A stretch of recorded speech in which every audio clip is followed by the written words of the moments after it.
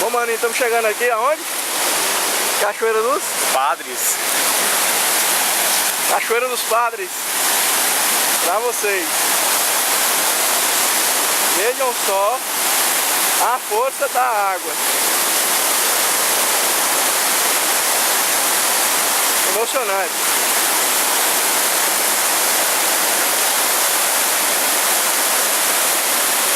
Olha isso.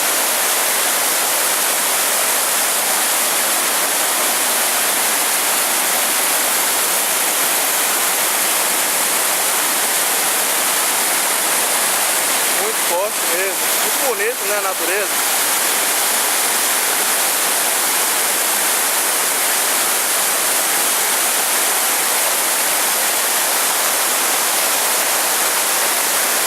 Olha de onde a água vem.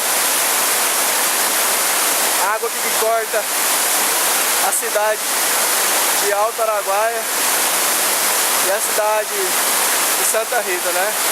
São duas cidades que são divididas por uma ponte. Alto Araguaia, ela é Mato Grosso e Santa Rita é Goiás. Daqui lá é Goiás.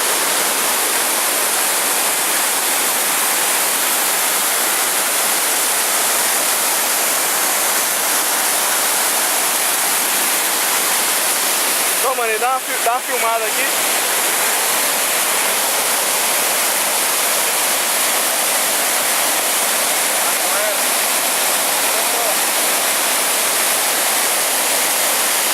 Geralmente vai abaixar o zoom em cima aí. Ah, pra baixar? Tá no mínimo aqui.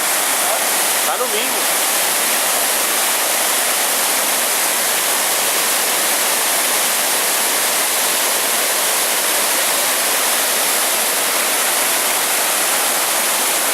Eu não vou brincar com isso, né? Eu não tenho medo. Vou tirar as fotos aqui. Como é que vai pra parar aqui? Pode filmar.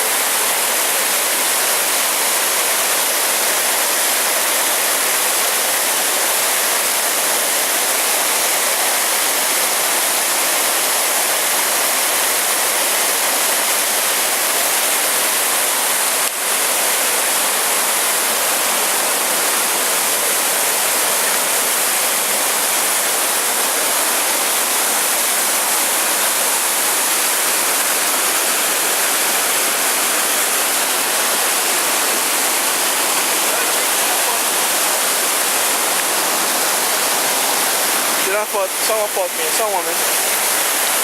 É isso aí, galera.